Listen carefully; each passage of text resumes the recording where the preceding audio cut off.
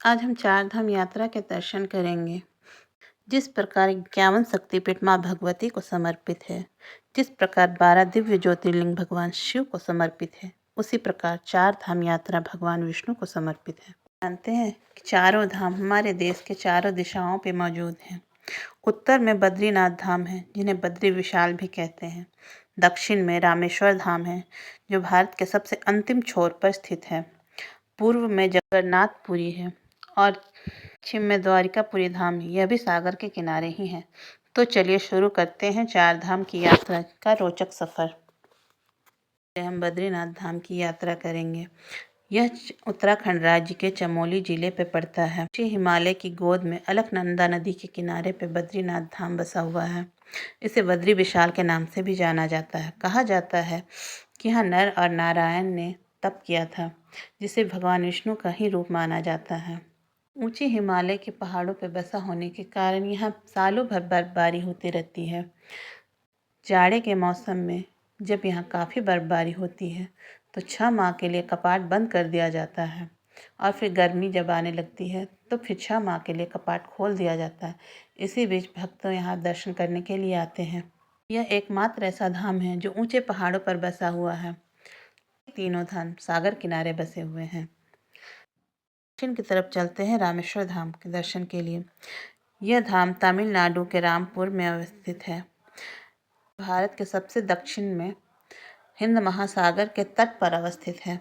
यह एकमात्र ऐसा धाम है जो 12 दिव्य ज्योतिर्लिंगों में एक है और 4 धाम में भी एक है। ऐसा धाम है जहाँ भगवान शिव और भगवान राम दोनों विराजते हैं।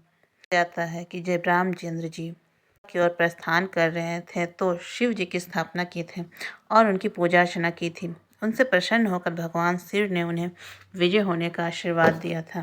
कारण इसे 12 ज्योतिर्लिंगों में गिना जाता है।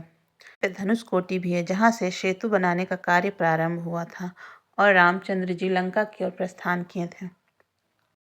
पूर्व की ओर जगन्नाथपुरी धाम के दर्शन के लिए यह उड़ीसा राज्य के पुरी शहर में बंगाल की खाड़ी के किनारे बसा हुआ है। यह धाम भगवान जगन्नाथ को समर्पित है, जो भगवान विष्णु का ही एक रूप है। इस मंदिर में कई चमत्कार होते हैं, जैसे मंदिर का ध्वजा का हवा के विपरीत दिशा में होना और यहाँ का महाप्रसाद के बारे में कहा जाता है कि चूल्हे पे एक के ऊपर एक हांडी रख के बनाया जाता है और सबसे ऊपर का हांडी का ही भोजन पहले पकता है। इतना ही नहीं, कहा जाता है कि अगर मंदिर पर कितने भी भक्त आ जाए पर मंदिर का प्रसाद कभी नहीं घटता है। विश्व का प्रसिद्ध रथ मेला भी यहीं पे लगता है। भगवान जगन्नाथ अपने भाई बलभद्र, बहन सुभद्रा के साथ नगर भ्रमण के लिए निकलते, जिस यात्रा को देखने के लिए देश विदेश से लाखों श्रद्धालु आते हैं। पश्चिम की ओर जो आखिरी और चौथा धाम है द्वारिकापुरी, यह गुजरात राज्य के द्वारिका नामक स्थान पर अरब सागर के किनारे अवस्थित है और यह भगवान श्री कृष्ण को समर्पित है, जिन्हें द्वारिकाधीश भी कहा जाता है।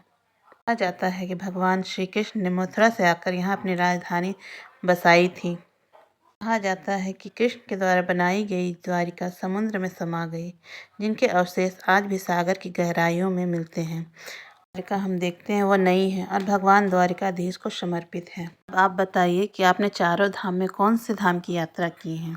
हाँ, आपको घूमने में सबसे अच्छा लगा? कमेंट, शेयर और सब्सक्राइब कीजिएगा।